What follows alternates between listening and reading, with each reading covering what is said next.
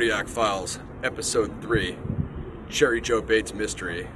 Today, we will be discussing the events that occurred on October 31st, 1966. To give a little background on Cheri Josephine Bates, she was born in Omaha, Nebraska, February 4th, 1948. She lived at 4165 Via San Jose with her father, Joseph. And Cheri was a graduate of Ramona High School. She was a varsity cheerleader. Seasoned athlete. She had aspirations of being a flight attendant. She enjoyed making clothes, playing piano, and it's said that Cheri always had a smile for everyone. She was recently engaged to her fiance, Dennis Highland, who was a football player. In 1982, her body was exhumed for unknown reasons by her family. Come check out Episode 3 of the Zodiac Files.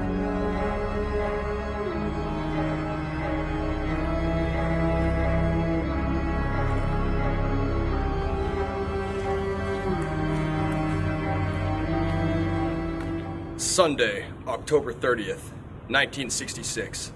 Cheri Jo Bates arrives at the Riverside City College library, where she waits for it to open approximately before 6 p.m. A Mexican-American student also arrives at the same time and remembers seeing Cheri inside the library, writing in a blue spiral-bound notebook with a ballpoint pen. Shortly after 6:10 p.m., there's 4 working men sitting outside by Cheri's car. They're there till about 7:15 p.m., and they do not notice anybody tampering with their car. 6:30 to 6:40 p.m., several students inside who are acquainted with Cheri do not remember seeing her inside.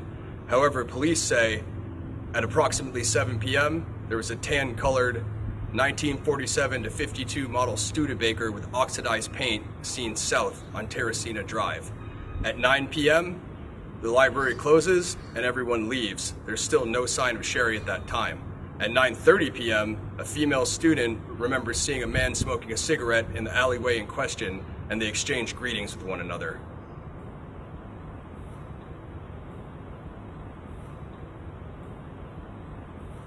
Reintroducing our co-host Brian from the Zodiac Files series.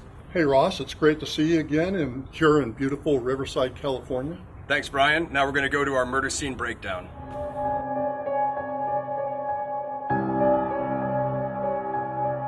So when Cheri returns to her car, she attempts to start it and finds it disabled. She ultimately ends up leaving her books on the front seat with the door open and the window down. There's greasy fingerprints and palm prints found on the car from when the distributor coil was pulled out. At some point after, she is then lured to 3680 Teresina Drive between 2 buildings, one that is currently being used to store books. So Brian, what happened to the murder scene? So there were 26 wounds on the body, including 7 in the neck. There was a couple of abrasions on the chin. There was appeared to be a kick mark near her lips. The teeth were not broken. And then there was a skin mark or an abrasion on her forehead. There were several puncture wounds on her left breast right here, in the middle, and one here, and one in the back. But the killing wound was right here. So what does that angle of the strike tell us, Brian, about the attack? That the attacker was right-handed.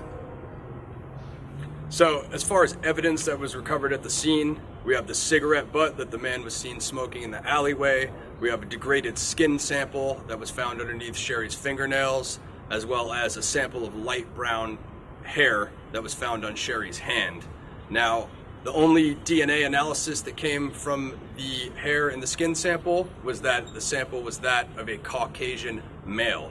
So one piece of evidence that I forgot to mention there was the size 8 to 10 BFN Goodrich sole military style dress shoe heel prints and footprints that were found at the scene of the crime.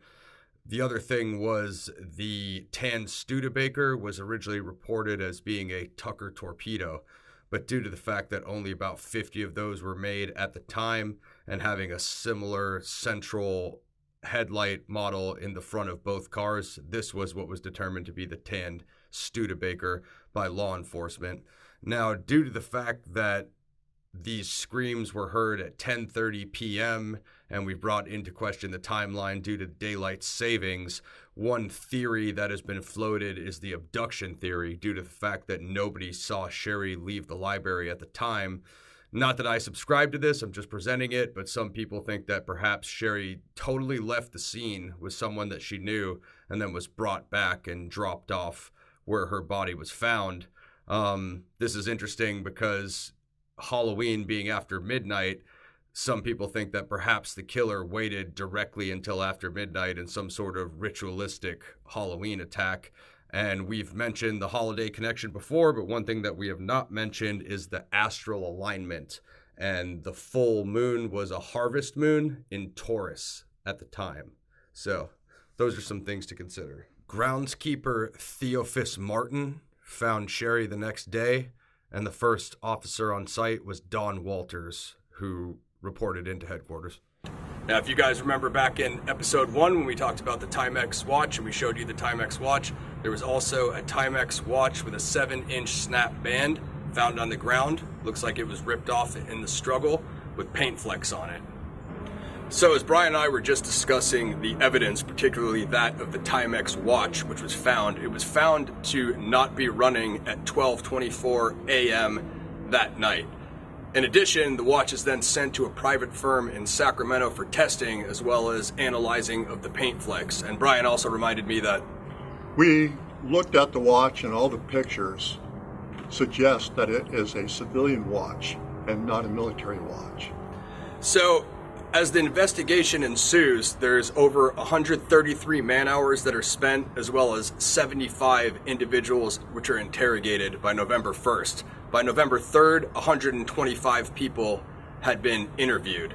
Now, Detective Sergeant Bonine sets up a reenactment 9 days after Cheri Jo Bates' funeral, in which they attempted to invite everyone back who was there that night to sit in the same places inside the library, wear the same clothes, as well as park their cars in the same place that they parked that night. So there was 62 students, 2 librarians, and 1 custodian who were all present.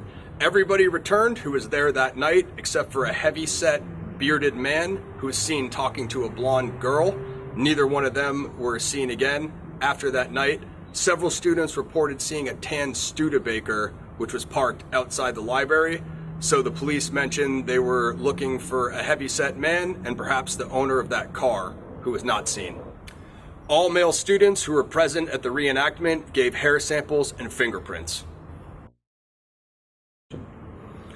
So what makes this episode of the Zodiac Files different than our previous episodes is the confession letter, which is a typed confession letter, possibly on teletype paper with the tops and bottoms ripped off to make it less traceable.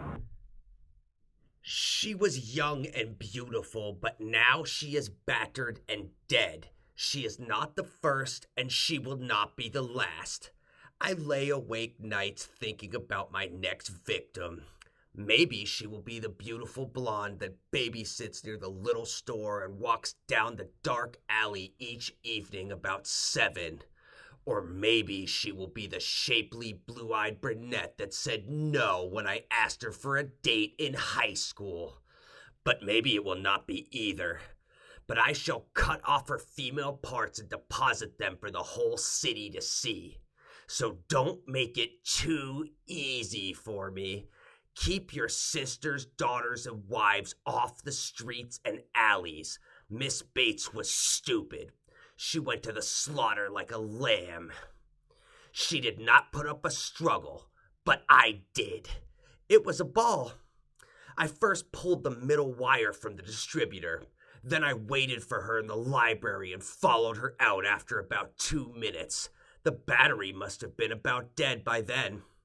I then offered to help. She was then very willing to talk with me. I told her that my car was down the street and that I would give her a lift home. When we were away from the library walking, I said it was about time. She asked me, about time for what? I said it was about time for her to die. I grabbed her around the neck with my hand over her mouth and my other hand with a small knife at her throat. She went very willingly. Her breast felt very warm and firm under my hands, but only one thing was on my mind: making her pay for the brush-offs that she had given me during the years prior. She died hard. She squirmed and shook as I choked her, and her lips twitched. She let out a scream once, and I kicked her head to shut her up. I plunged the knife into her, and it broke. I then finished the job by cutting her throat. I am not sick. I am insane. But that will not stop the game. This letter should be published for all to read it. It just might save that girl in the alley. But that's up to you. It will be on your conscience, not mine. Yes, I did make that call to you also. It was just a warning. Beware, I am stalking your girls now. Sheriff Randall states that the killer and the author of the letter had to be one and the same due to details that were included in the confession letter. However, we know that this isn't entirely accurate because there were local articles depicting all of the details of the crime released before this confession letter was sent on November 29th, 1966. However, some of the misspelled words in the confession letter are quite similar to misspellings that the Zodiac had in other letters later on during the Zodiac crimes, such as the word twitched and choked and the use of the word squirm. But the account that's told in the confession letter saying that the knife broke off into the victim didn't actually appear to happen. Now, on March 13th, 1971, the Zodiac sends a letter in which he refers to the Blue Meanies, and the letter that he says, I give them credit for stumbling upon my Riverside activity, but there's a hell of a lot more down there. However, the Zodiac constantly taunted law enforcement and hated to give them any credit. So it kind of depends on what side that your opinion falls on, if you think any of that is accurate. This is the Zodiac speaking. Like I have always said, I am crack-proof. If the Blue Meanies are ever going to catch me, they had best get off their fat asses and do something. Because the longer they fiddle and fart around, the more slaves I will collect for my afterlife. I do have to give them credit for stumbling across my Riverside activity, but they are only finding the easy ones. There are a hell of a lot more down there. The reason that I'm writing to the Times is this. They don't bury me on the back pages like some of the others. SFPD 0. Me. 17 plus. In relation to the main Zodiac killer case, in 1970, infamous Bay Area journalist Paul Avery receives a letter to check the Riverside case, and there are some questions as to where that tip came from and what it all means. However, it is interesting nonetheless. The desk poem, commonly referred to as the desktop poem, but it's actually the desk bottom poem. It was found by a custodian in the music room in December of 1966, carved into the bottom of a desk with a ballpoint pen. Handwriting expert Sherwood Morrill thought that there was a link between the poem and the Bates Had to Die letters, which have been recently debunked as a troubled youth hoaxer. However, there are similarities to Zodiac handwriting, such as the candy cane F, often found in Zodiac's handwriting letters. Now, the RH signature at the bottom of the poem, there's a lot of conjecture about what the RH could mean, whether it's the author's initials. The president of the class at the time was an RH. It could be Riverside Halloween, or it could be right hand in music. But that's everything for the desk bottom poem. Sick of living, unwilling to die. Cut, clean. If red, I clean. Blood spurting, dripping, spilling, all over her new dress. Oh well, it was red anyway. Life draining into an uncertain death. She won't die this time. Someone'll find her. Just wait till next time. R.H. So one theory on the desk poem is that it is possibly inspired by the stabbing crime of Roland Lynn Taft, who attacked a girl who got away near the RCC campus in 1965. The Bates Had to Die Letters. So luckily for us, we held off on filming this episode in time to get the recent update that you have all seen in the news. In April 30th, 1967, 3 copies of a letter are sent to RPD, the press enterprise, and Cheri's father, Joseph. Now, Sherwood Morrill, handwriting expert, said linked to the desk poem as Zodiac handwriting. So tell me below what you think. A lot of people are debating, they don't agree with the RPD's recent announcement. So do you think the Bates Had to Die letters are authentic, or do you believe that they have been debunked by this hoaxer? Tell us below in the comments. Bates had to die. There will be more. And yes, there were multiple versions of the letter, the other version reading, "She had to die," although everyone still refers to them as the Bates Had to Die letters. No one really knows what the difference in the versions is or what it means. However, due to the recent developments and the announcement from RPD, I'm not going to spend a whole lot of time on this part.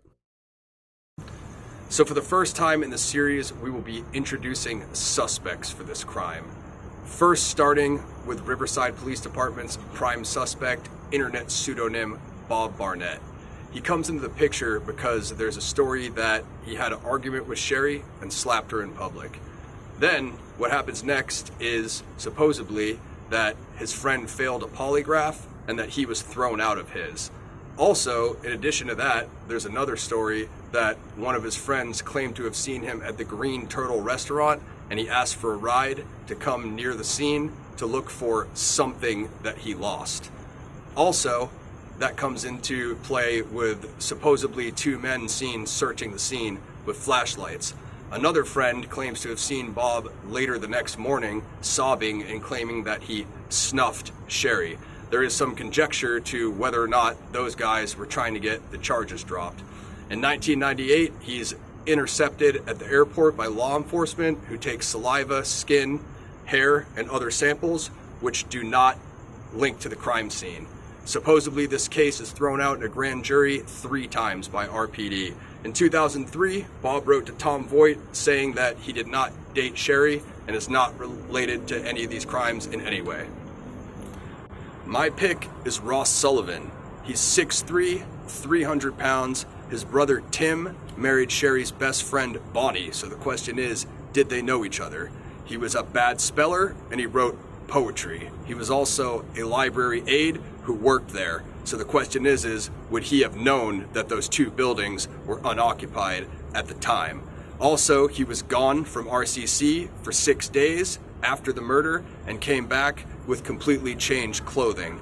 However, the question is since he's 6'3", 300 pounds, he doesn't seem to match the footprints. He also has blonde hair, and perhaps his arm would be too big for the wrist strap. He was schizophrenic. He used to brag about being an inmate at Patton State Hospital, and he also played a killer in a student short film. In '68, he had moved up to Santa Cruz, and he was arrested for an indecent exposure incident. So the question is was Ross Sullivan too big to fit the wrist strap? He also had blonde hair. Did that not match the hair found in Cheri's hand? Did I just debunk my own suspect? You guys tell me below in the comments. He died in 1977 at age 36 of the Pickwickian syndrome, which is extreme obesity where you just keep gaining weight. The next suspect is Granville Douglas Bud Kelly. He is a Riverside Police Department veteran of 30 years, 22 years as a detective. He only pushed RPD's main suspect and he completely denied any link between the Zodiac and Cheri Jo Bates. He wrote poetry and was a frequent writer to the press enterprise. He took Cheri's diary home and he was on the scene early, very early that day. When he was about 74 years old, he was sentenced to 24 years for crimes against an underage minor, which he pled guilty to. Do you think Bud Kelly should be looked at and have his DNA tested against the crime scene? Leave your opinion below. Bruce Davis, born 10/5/1942, member of the Manson family, considered Charles Manson's right-hand man. He was convicted in 72 of 2 counts of first-degree murder, conspiracy to commit murder, and robbery. When California abolished the death penalty, he received life in prison. He's the suspect of Dr. Howard Davis, who has 2 Bruces living in Riverside in 1966. Was Bruce the man that was pushing and ranting and raving at a woman in a nearby church parking lot back around the time of the crime? We will insert a graphic to give you guys that information here. Dr. Howard places him in Riverside as a union worker, welder, pipe fitter, and painter, possibly working on the reconstruction that was going on here. Bruce Davis denies ever living in Riverside or any association with the Zodiac crimes.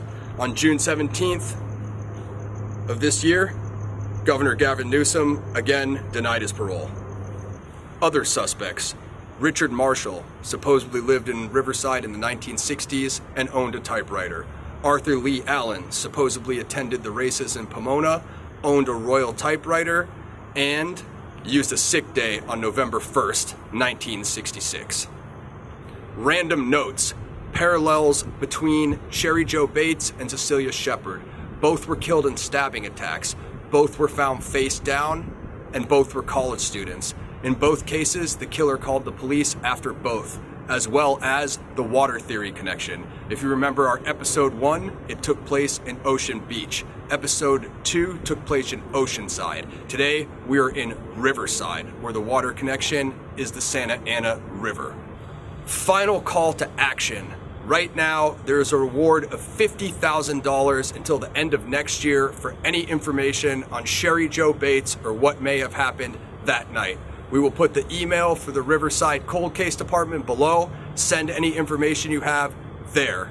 In addition to that, we're going to do some special Zodiac Files shoutouts. First and foremost, Sighting In on the Zodiac Killer by Drew Beeson. You're going to head on over to Amazon, purchase this, and then you're going to leave a review. After that, head on over to YouTube, the Drew Beeson Tube, subscribe to that, and like all of the episodes of the Zodcast. Then head over to Subscribestar and subscribe to the Zodcast there.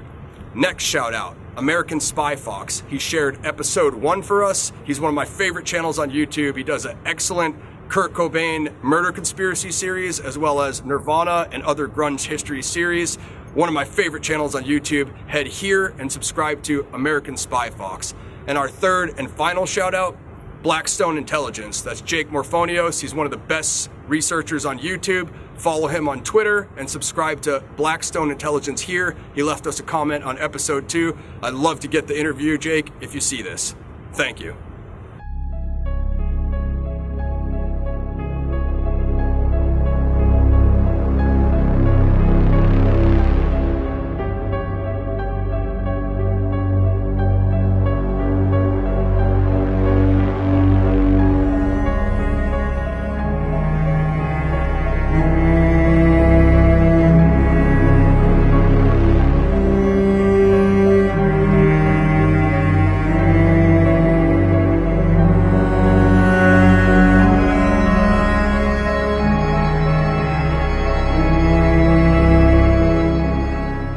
Tune in next time for episode 4, The Gavita